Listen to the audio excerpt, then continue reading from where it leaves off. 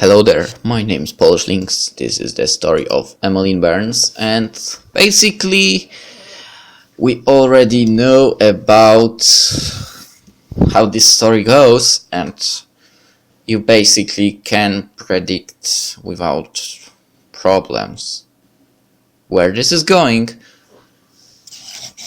Even further after what Philip Burns did, and well, let's continue.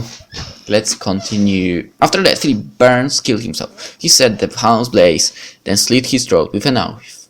Okay. Torching the house may seem like something of a waste, but it had not. He would not have been buried with his wife and child. He had to make it look like an accident. Of course. Okay, why there's no music now?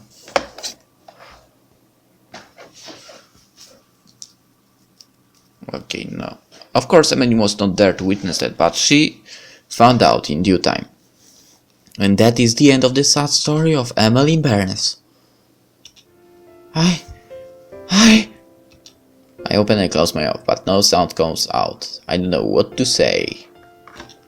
I had already suspected it. Vague speculations about her being an internet celebrity aside, but I have no doubts left in my mind after hearing Emily's story. This girl is no Emily. I knew she was no Emily from the moment she introduced herself. Emmeline holds one hand to her throat, rubbing it gently, as for nursing a cold. I wish he had not choked me. I imagine he did it because he thought it would be less violent than stabbing me, but it took so long to die. 3 whole minutes. Worst of all, I could still think during the time. I could grieve, I could suffer. It gave me enough time to form regrets, and maybe that is why I could not die properly. Emily sighs, resting a hand against the top of her own gravestone. Unlike the ghosts in films, her hand doesn't pass through it. Instead, her fingers make contact, firm and solid, and I even see her shiver when the coldness of the stone permeates her pale skin. Maybe grandmother Patience was right. Father does not have the willpower required to see things through until the end, not even murder. I suppose I should congratulate him for trying, though. He really did try. It hurt horribly. I opened my mouth once more, but I didn't know what to say. How can I reply to that? What must it have felt like being betrayed so deeply by all that? Don't know, because I don't have one of my own. Of course, this isn't true in the strictest sense of the word. I'm not a product of divine conception, and a human man did have a hand in my existence. I don't feel like I have a dad. Mom never talks about him, and I never thought to ask.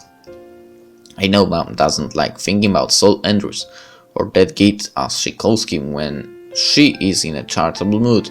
She calls him far worse when she's not, and I don't like thinking about him either. I don't have much to think about anyway. I've never met him before. I've only seen his face in photographs, and Mom threw most of them away. I can't say I blame her, given how he reacted to the news of her pregnancy. Apparently, he tried to coerce her into having an abortion. Nope, not an option. No matter what, that's not an option, in my opinion at least. And when that didn't work, it turned tail and fled, didn't even leave a note.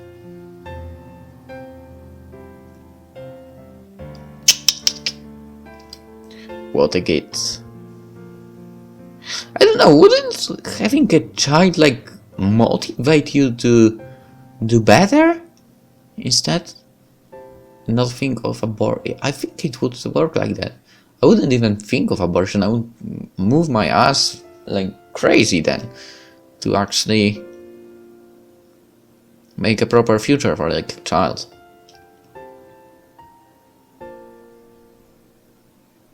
What a kid. I always thought I should hate Saul, but I don't even know him well enough for that.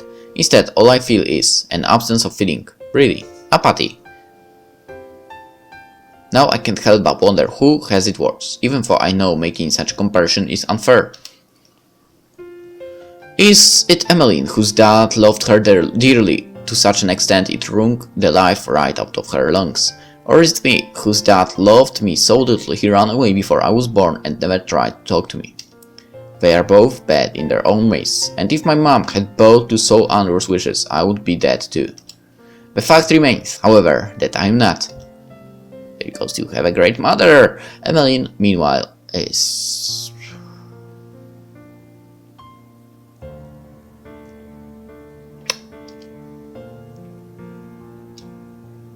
Do you resent him? I do not know. I've had a lot of time to think about it, but I still can't come to a conclusion. Trying to describe it with words would seem inadequate somehow, but I'm upset. I wish it had never happened. I know father thought he had to do it, and I'm sure it took him a good deal of thought before he was able to even consider killing me and my mother. He was not a violent person. I know it might sound cliché, but he did not even like killing moths or spiders, and yet a person like him, spineless, grandmother patient said, was still able to murder his wife and child, then slit his own throat. Our financial situation must have been bad, if he thought this was the only way he could save us. I don't profess to fully understand it myself, but there must have been a reason behind his actions. Men, not even the most hot-headed men, do not murder their wives and daughters on sudden whims, or whispers from fairies. He must have been in a difficult position, so I feel some sympathy, but at the same time, it just isn't fair. He never even asked me what I wanted, and I suddenly did not want to die. I wanted to stay alive. There were so many more things I wanted to do. I don't know what things I wanted to do, not exactly, but I had my whole life ahead of me. I thought I could think about it later. I thought I would have enough time. But I was naive. I just wanted to spend more time with Cornelia, even though I was young and I did not understand a great deal about the world around me. I know that I loved her. I loved her with all my heart. And then my father killed me, and that was the end of that. At least, it should have been. I should have stopped loving her the moment my heart stopped beating, but things are not always so simple. And do you know what happened to Cornelia? Bits and pieces. She was upset after I died, I think. She cried a lot. Then she grew older and was able to put what happened behind her. She'll be dead now. She must have been dead for years and years. Are you sure? Emily smiles bitterly. Maybe not. Almost as long as I have. You didn't try to talk to her? I did, but she could not see me. I tried my hardest, but it all felt so pointless. I could see her face, but I could not dry her tears. I want to tell her I was alright. As alright as a dead girl can be. Anyway, but there was nothing I could do. In the end, I decided to leave her alone. She had moved on, and I knew I should too. Following Cornelia did not make her happy. And it definitely did not make me happy. It just made me feel even more alone. I have not left this graveyard in almost a century. There has been no reason to leave. I just stayed here and slept. A century might seem like a long time, but it slipped by rather quickly. Nobody could see me, so nobody bothered me. At least until today. You are the first person I have met during the last 150 years who can see me. It is most peculiar. Okay, she certainly is not alive, but you know, we have a skill to find graves, so maybe we can find her grave, and this way, maybe her ghost will appear as well. Okay. Well, I'm quite a peculiar person. I always like graveyards. Yeah, you told me that earlier. I remembered. You don't think I'm weird, do you? Perhaps a little, but I'm rather happy about it. If you were not weird, as you said, you would not be able to see me, and I would still be alone.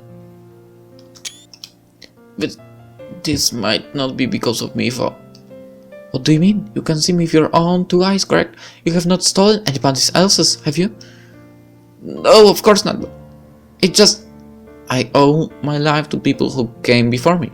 Maybe these eyes were a gift from Rose Bradford. Rose? She's one of my ancestors. Apparently she was a medium. That's what Mother says. Anyway. Yet, if these eyes are a gift from Rose Bradford, the self-proclaimed White Witch of Beverly, they haven't been of much use until now. I've never seen a ghost before, even though I've been to countless graveyards in my time. I have, however, always been strangely adept in the art of finding dead bodies, even when they are buried deep beneath the earth. Does this mean I have something, anything, nothing at all? Maybe the whole world is crawling with ghosts, thicker than the fog that creeps across the ground, and they just never wanted to make my humble acquaintance. Perhaps they're hiding from me, sitting in the branches of trees, or peeking out from behind the stained glass church windows, whispering to themselves. Why would they approach me for help anyway? I'm only a young girl, only 14. But Emmeline did. Was there a reason for that? Now that I think about it, the hair you said I resembled. Oh yeah, well, you really do look like Cornelia. It took me quite by surprise. For a few moments I thought you might really be her, but that was wrong, of course. You're not Cornelia, you are your own person. Verity. No, my name isn't Verity, we both know that, and I don't know if I am my own person either. How could I be given my name? Toma, a diminutive from Thomas, big because my real name was stolen 2 weeks before I was born. Andrews, a last name given to me by dad, not as a gift, but as an afterthought, like a balled up pair of socks for Christmas.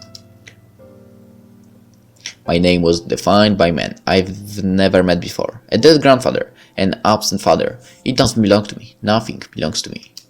At the moment, I'm nothing more than a composite of old names and long-lost ancestors. Bradfords and Bowers and Kendalls and Lintons and... Wait a minute, Linton?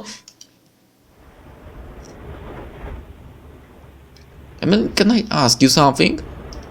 Of course, nothing would make me happier. I haven't had much of a chance to talk to others over the last century. I swallow. My lips feel cracked and dry. My fingertips twitch. Cornelia's last name. What was it? Why, it was Linton. It has been such a long time since I last saw her, but I would never forget it. Linton, was it? Cornelia Linton. It could be a coincidence, of course, but I don't know if I believe in coincidence, not after everything that's happened today. That was the reason why Emmeline approached me. She thought I was Cornelia. Maybe in a sense, I am, or at least a small part of me is. And it is with this sudden realization that I feel a light down upon me.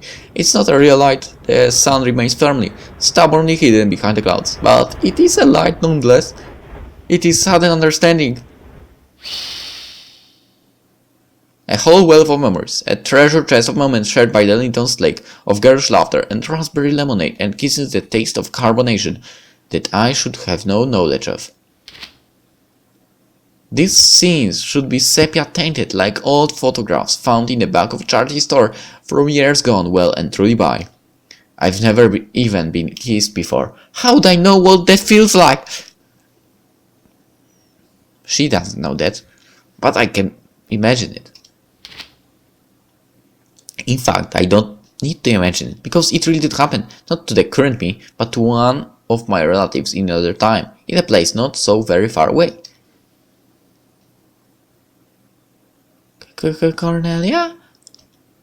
Emmeline stares at me, or is it me, with white eyes open, hardly daring to believe. I can't entirely believe it either. My body is still mine, but it's not at the same time. I can sense another present reasoning inside me, blown in by the cold autumn breeze. It lingers, hazy and ephemeral, shy to make itself known, but desperate to speak. I feel my heart pounding, but the sensation strangely unfamiliar.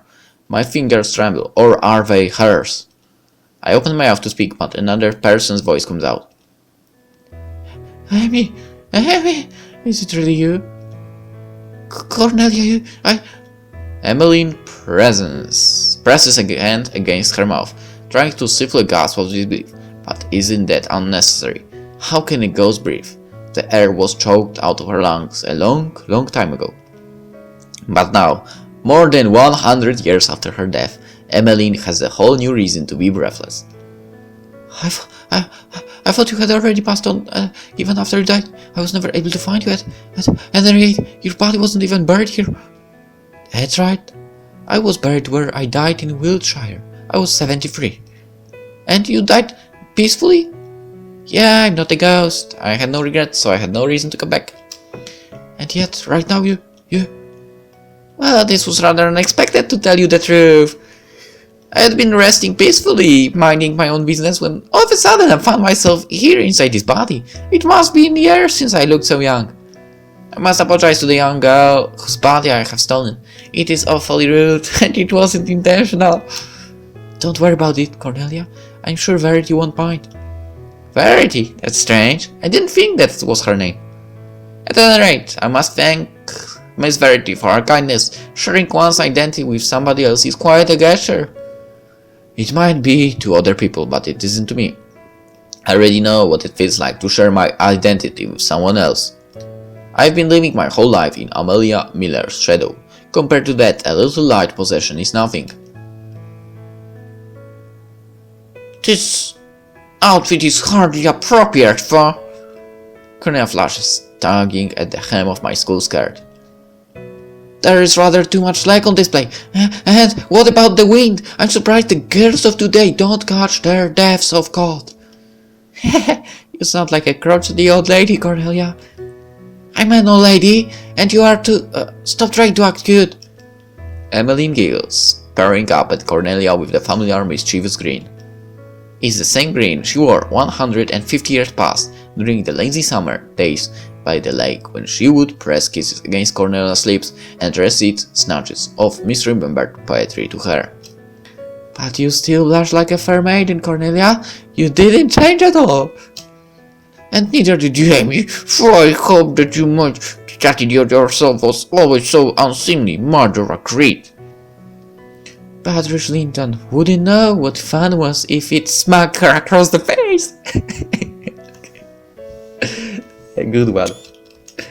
My mother was a very commendable person. She might have been a little strict, but she was not without her good points. She was awfully upset when she heard what happened to you, Emmy. Yeah, what happened to poor little Emmy? And you, Cornelia, did you miss me too? Do you really need to ask that question? I just want to make sure. I know you cried a good deal. That upset me, but I don't know. I wanted you to move on and be happy. I really truly did, but at the same time I was also scared. And jealous too. You really were my first love. I suppose you were my last love too. And all the loves that could have come in between. I just don't want to be replaced. You were my one and only. And I want to be the same for you. I know you lived a lot longer than I did. And I know I'm being selfish, but when I think about you loving somebody other than me, it hurts. It hurts so much I can hardly stand it. Emmy. Emmeline's shoulders shake, and for her eyes are devoid of tears. Maybe crying is a luxury not afforded to ghosts. I'm sure she would be weeping if she could. She looks fragile, like a single push might shatter every single bone in her body. Is that why she avoided Cornelia? Thought she desperately wanted to see how she was. Was it because she was afraid? But she can't run away now. Not anymore. Cornelia takes a few steps forwards, slow and stumbling in her unfamiliar body. When she reaches Emmeline, she links her hands and squeezes gently. Emmeline giggles, weeping stray tears that never even had a chance to fall from the corners of her eyes. Well, this is certain new. You would never have been so bold in the past, Nelly. Perhaps not, but I have grown up. I lived a long life. 73 years, was it? And not. 73 years. It is an awfully long time to remain obsessed with a skinny young girl who snug kisses from you in the summer, is it not? Indeed, it's an awfully long time, and yet, despite that, I was never able to forget you. It would be impossible, even if I wanted to. Cornelia! Cornelia bows her head, perhaps in an attempt to hide her threatening blush, but it does no good. She always used to blush around Emmeline, and that hasn't changed.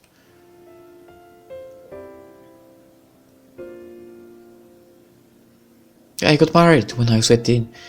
It was much my mother, and she was always so officious, so organized, so peaceful. Okay, let's actually read this in the next episode. So, another story will appear, this time about Cornelia's life probably, so let's get it in the next episode. As I said, hope you enjoyed it and see you then, bye.